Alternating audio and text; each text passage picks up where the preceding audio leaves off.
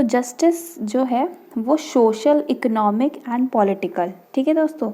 तो जस्टिस जो है वो सोशल, इकोनॉमिक और पॉलिटिकल। तो सोशल जस्टिस की अगर हम बात करें तो सोशल जस्टिस से हम लोग क्या समझते हैं? सोशल जस्टिस मतलब इक्वल ट्रीटमेंट ऑफ सिटीजन, मतलब जो इक्वल। और ये जो पॉलिटिकल, सोशल और इकोनॉमिक है, ये हम लोगों ने कहाँ से लिया है? ये रशियन रेवोल्यूशन से लिया है, क्योंकि वहाँ पे इन्हीं सब चीज़ों की बातें होती थी कि जस्टिस लाया जाए वहाँ पे। तो सोशल जस्टिस मतलब इक्वल ट्रीटमेंट ऑफ सिटीजन्स, जो कि वहाँ पे लोगों के साथ भेदभाव ना हो किसी भी बेस पे, जैसे कि कास्ट पे, जैसे इंडिया किसी के साथ कास्ट पे या कलर पे कि ये गोरा है, ये काला है, और ये इस रेस का है, ये उस रेस का है, ये द्रविडियन है, ये आर्यन है, और ये इनकी ये कास्ट है, ये उनकी ये कास्ट है, इनका ये धर्म है, ये इस जेंडर के हैं या ये उस जेंडर के हैं, या ये ट्रांसजेंडर है। तो सोशल जस्टिस मतलब कि सबको एक समान देखा जाए, उनको किसी भी एक भेदभाव ना किया जाए किसी भी बेस पे, ठीक है, चाहे वो कास्ट हो, चाहे कलर हो, चाहे रेस हो, चाहे रिलीजन हो, चाहे सेक्स हो, कोई भी चीज़ पे हम लोगों को सोशल जस्टिस उनको देना है, उनके साथ डिस्क्रिमिनेशन नहीं करना है, इक्वल ट्रीटमेंट देना है सारे सिटीजन्स को। फिर इकोनॉमिक जस्टिस, अगर हम बात करें इकोनॉमिक जस्टिस, तो इकोनॉमिक जस्टिस मतलब कि एक जो होती है ना क्लासलेस सोसाइटी। तो क्लासलेस सोसाइटी का क्या मतलब है? कि जहाँ पे कोई भी क्लास ना हो, कोई रिच ना हो, कोई पुअर ना हो। ये तो बहुत आइडियल सिचुएशन है, लेकिन जिसको जितनी कैपेबिलिटी हो उसको उसके अकॉर्डिंग मिलना चाहिए।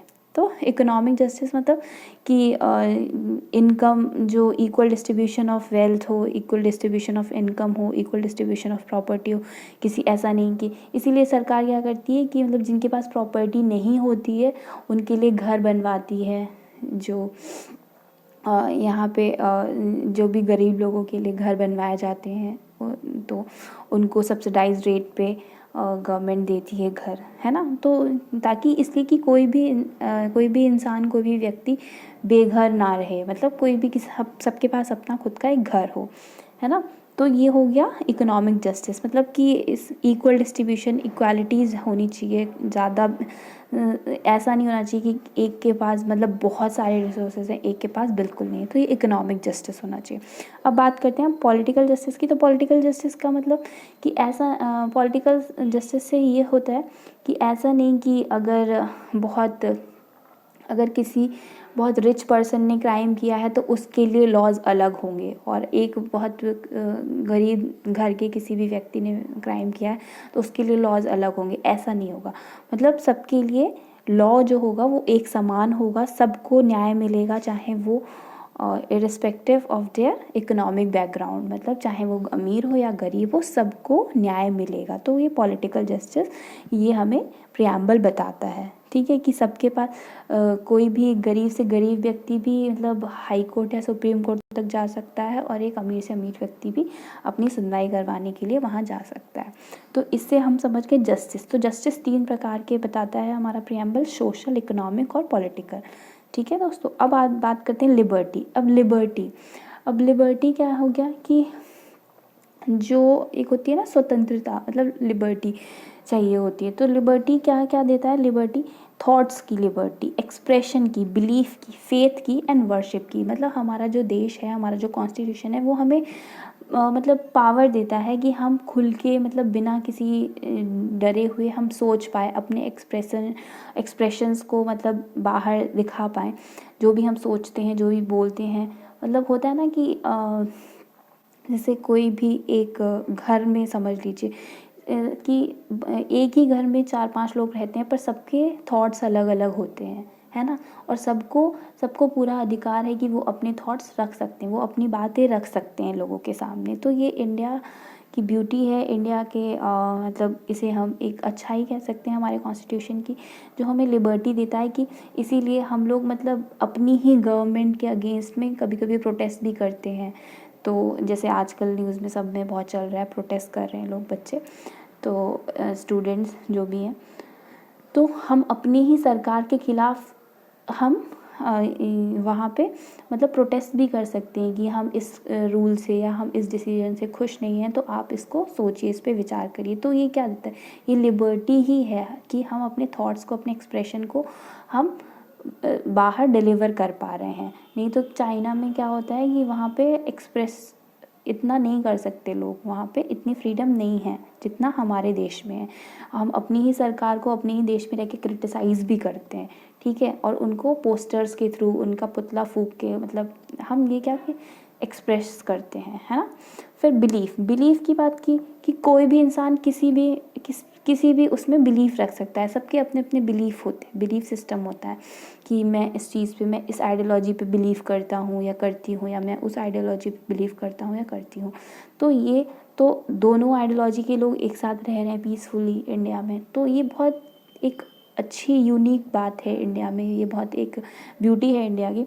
अब फेथ की बात करते हैं। फेथ की मतलब कि सबका अलग अलग एक विश्वास हो सकता है किसी भी चीज़ पे, तो उस पर भी मतलब कोई किसी को, गवर्नमेंट को कोई मतलब नहीं कि आपके क्या बिलीफ हैं, क्या फेथ हैं, आप क्या सोचते हैं, क्या नहीं सोचते, इससे कोई मतलब नहीं है। बस वो आपके जो बिलीफ हैं, जो आपका बिलीफ सिस्टम है, जो आपका फेथ है, वो बस दूसरे लोगों को हर्ट नहीं करना चाहिए। तब तक गवर्नमेंट इंटरवेन नहीं करेगी, जब आपके बिलीफ या आपके फेथ, मतलब जैसे कभी कभी क्या होता है, आपने देखा होगा कि कुछ लोगों का बिलीफ होता है या कुछ लोगों का फेथ होता है कि वो जैसे तांत्रिक विद्या या फिर जो बलि वली बच्चों की चढ़वा देते हैं, तो वो सोचते हैं कि बच्चों की बलि कर देंगे, या किसी भी मतलब ऐसे तांत्रिक चीज़ों में, जो ब्लैक मैजिक में बिलीव रखते हैं। तो गवर्नमेंट क्या करेगी, जब आप किसी बच्चे की बलि देने लगोगे किसी बिलीफ के नाम पे, तो गवर्नमेंट इंटरवेन ज़रूर करेगी, क्योंकि आप पब्लिक को, मतलब आप लोगों को हर्ट कर रहे हो तब, ठीक है। जब तक आप खुद तक अपने बिलीफ्स को रखोगे, तब तक गवर्नमेंट कोई आप पे कार्रवाई नहीं करेगी, ठीक है। जैसे ही दूसरे लोगों को हर्ट होने लगेगा, वैसे ही गवर्नमेंट मतलब पिक्चर में आ जाएगी। फिर वर्शिप। अब हमारा जो, हम लोग अपने देश में लिबरल हैं, मतलब लिबर्टी से हम लोग वर्शिप कर सकते हैं। ये नहीं, अगर आप कोई भी धर्म मानना चाहते हैं, चाहे माने या ना माने, चाहे आप हिंदुज़म माने, चाहे बुद्धिज़्म माने, जैनिज़्म माने, इस्लाम माने, क्रिश्चियनिटी माने, सिखिज़्म, कोई भी धर्म आप माने एक्सेट्रा, तो गवर्नमेंट को कोई फ़र्क नहीं पड़ता, ठीक है। तो आपका जो वर्शिप बिलीफ है, आप किसी को भी वर्शिप कर सकते हो। आपका कोई भी फेथ हो सकता है, कोई भी बिलीफ हो सकता है, आप एक्सप्रेस कर सकते हो न्यूज़पेपर के थ्रू, वीडियो के थ्रू, वॉइस के, मतलब आपकी आवाज़ को दबाया नहीं जाएगा। आप लिबरल हो अपने ही देश में, और देशों में ये बहुत कम मिलता है, ठीक है। फिर एब्सेंस ऑफ, अब हम बात कर लें कि मतलब जो इंडिविजुअल जो एक्टिविटीज़ होती हैं, अपॉर्चुनिटीज़ होती हैं, मतलब यहाँ पे जब लिबर्टी मिलेगी ना, तो लोग क्या करेंगे कि डेवलप करेंगे, है ना। सबको अपॉर्चुनिटीज़ मिलेंगी, सब अपने आप से खुल के सोच पाएंगे। तो ये लिबर्टी मतलब बहुत ज़रूरी है किसी भी इंसान को as a person, as a human being develop करने के लिए, खुद के लिए, ठीक है। क्योंकि आप अपने विचारों को दबा के नहीं रख रहे हो ना, आप उनको मतलब फ्रीली एक्सप्रेस कर पा रहे हो, ठीक है। तो ये बहुत अच्छी चीज़ है। अब हम बात करेंगे इक्वालिटी की। तो equality of status and of opportunity and to promote among them all.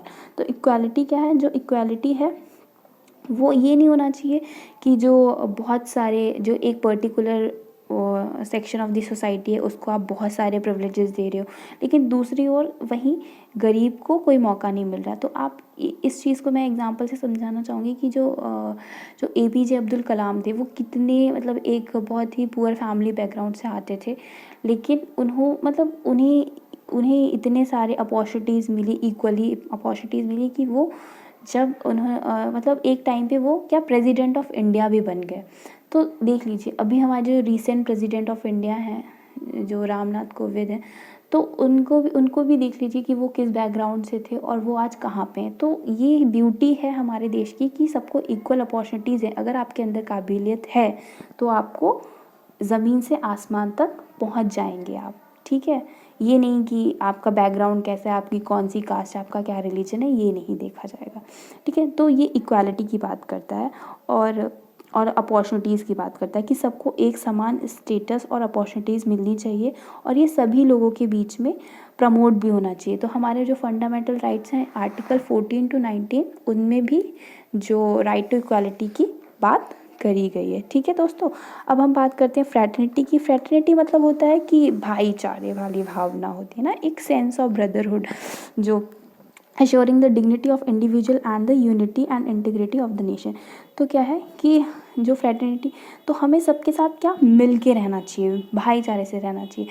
तो अब हम अगर ये सोचेंगे कि ये इंसान मतलब कोई गरीब है या ये इंसान का काम ये कर रहा है जो छोटा है, तो ऐसे कैसे कॉपरेशन होगा। मतलब अगर अगर जो कंप्यूटर पे बैठ रहा है, जो आईटी सेक्टर में है और जो एक खेती कर रहा है, तो अगर जो आईटी सेक्टर में है और जो एग्रीकल्चर में है, एग्रीकल्चर फील्ड में है, तो वो अगर जब तक वो गेहूँ वगैरह नहीं अपने खेत में उगाएगा, तब तक वो आईटी सेक्टर वाला बंदा क्या खाएगा या बंदी क्या खाएगी, नहीं खाएगा ना वो। क्योंकि यहाँ पे क्या होगा कि एक दूसरे से कोऑपरेशन से काम करना पड़ेगा। और अगर जो किसान है तो उसके पास पैसा है, वो अपने बच्चों को अच्छे स्कूल, लेकिन ये आईटी में जो अच्छे ये जो कंप्यूटर्स हैं, इनमें जो सॉफ्टवेयर हैं, तो ये सब अगर ये नहीं आईटी वाला बंदा बनाएगा तब तो या बंदी बनाएगी, तब तक जो किसान के बच्चे हैं या किसान खुद है तो वो इन सब चीज़ों को एक्सेस नहीं कर पाएगा, है ना। तो हम क्या है, एक दूसरे पे डिपेंडेंट हैं। तो हमें ये नहीं सोचना है कि कोई किसी से कम है, हमें सबकी एक डिग्निटी मेंटेन रखनी है। मतलब किसी भी इंडिविजुअल की ये नहीं है कि हाँ ये काम छोटा है ये काम बड़ा है। जैसे अब हम एग्जांपल ले लें कि जो सफाई वाले होते हैं, तो वो हम लोगों को साफ़ रखने के लिए वो खुद गंदे हो जाते हैं, तो उनसे बड़ा तो कोई भी नहीं हुआ ना, है ना। तो अगर हम साफ़ किन की वजह से हैं, क्योंकि उन्होंने हमारी गंदगी ओवरटेक कर ली, मतलब उन्होंने हमारी गंदगी ले ली हम लोगों से, इसलिए आज हम साफ बैठे हैं। और अब फिर हम लोग कह रहे हैं कि वही लोग गंदे हैं, ऐसा नहीं, वो लोग तो सबसे साफ हुए जो आपकी गंदगी ले ले आपसे, है ना। तो इसीलिए कहते हैं कि सबकी डिग्निटी, आपको ये नहीं कि वो सफाई वाला है या वो सिक्योरिटी वाला है या वो कोई भी इंसान है XYZ, तो उसको सबसे मतलब भाईचारे से बात करनी है, सेंस ऑफ ब्रदरहुड रहना है, सेंस ऑफ सिस्टरहुड भी रहना है।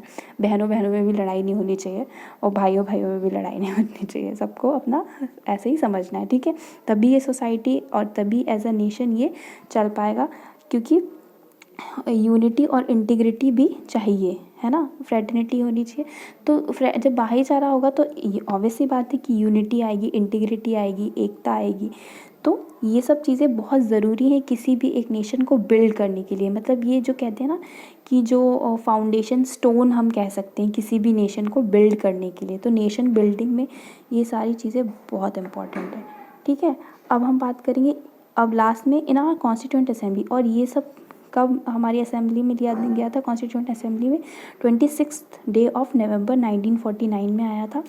और हम लोगों ने इस कॉन्स्टिट्यूशन को अडॉप्ट कब किया था, हम लोगों ने इसे 26 ऑफ जनवरी, जो 26 जनवरी 1950 में हम लोगों ने इसको अडॉप्ट किया था। ठीक है, तो बन तो ये गया था 1949 में ही, नवंबर में ही, लेकिन हमें इसे अडॉप्ट ऑफिशियली हमने इसको 26 जनवरी 1950 में किया था। ठीक है, तो उसके बाद enact and gift to ourselves, और हम ये कॉन्स्टिट्यूशन अपने आप को दे रहे हैं। मतलब तो अब आप समझ रहे होंगे कि ये जो प्रियम्बल है, इसमें इतनी कम शब्दों में और इतने कितना बड़ा सार छुपा हुआ है, हर चीज़ हम लोग इसमें देख सकते हैं। तो आई होप ये आपको प्रियम्बल समझ में आया होगा। और जिनको कहीं पे भी डाउट होगा या कुछ भी होगा तो प्लीज़ आप कमेंट में आप क्वेरी पूछ सकते हो अपनी, और मुझे अच्छा लगेगा आप लोगों के डाउट्स को आंसर करने के लिए। और आपको अगर मेरा ये पढ़ाने का तरीका अच्छा लग रहा है तो आप बताइएगा, और कुछ भी इम्प्रूवमेंट हो, सजेशंस हों, तो प्लीज़ मोस्ट वेलकम आपके जो भी सजेशंस होंगे। और तब तक के लिए आप लोग प्लीज़ अपना ध्यान रखिए और अच्छे से पढ़ाई करिए, अच्छे से इन सब चीज़ों को भी ध्यान में रखिए कि हमें पता होना चाहिए कि हमारे अधिकार क्या हैं। हम लोग, क्योंकि बहुत सारे जो गवर्नमेंट सेक्टर में जो लोगों का शोषण होता है, करप्शन का शिकार होते हैं लोग, वो इसीलिए होते हैं क्योंकि उन्हें खुद ही नहीं पता होता कि ये चीज़ें भी हम कर सकते हैं। जब आप रिश्वत दोगे ही नहीं सामने वाले को, तो वो कैसे ले लेगा आपसे, नहीं ले लेगा ना आपसे, क्योंकि आप उनके सर्वेंट नहीं हो, वो आपके सर्वेंट है, उन्हें इसीलिए बैठाया ही जाता है काम करने के लिए। ठीक है दोस्तों, तो तब तक के लिए आई होप आप लोग अपना ध्यान रखेंगे, और मैं साइनिंग ऑफ। ठीक है फिर दोस्तों। Bye bye, take care.